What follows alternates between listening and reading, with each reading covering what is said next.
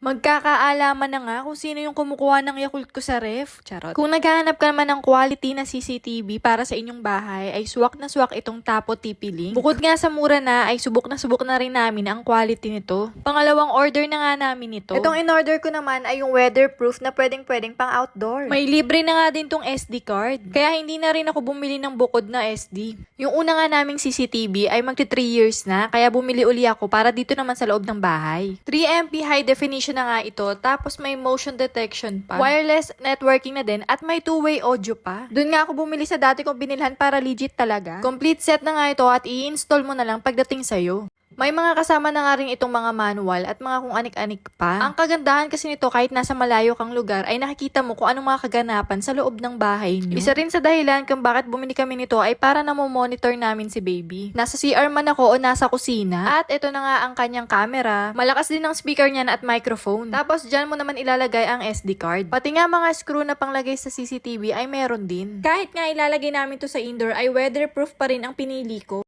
Para kahit magkabasaan na rito sa loob ng bahay ay hindi siya masisira. Charot. Napakadali ding i-set up ito sa inyong mga cellphone. Kaya kung naghanap ka ng quality na CCTV, amiga, alam mo na, yung link nasa comment section.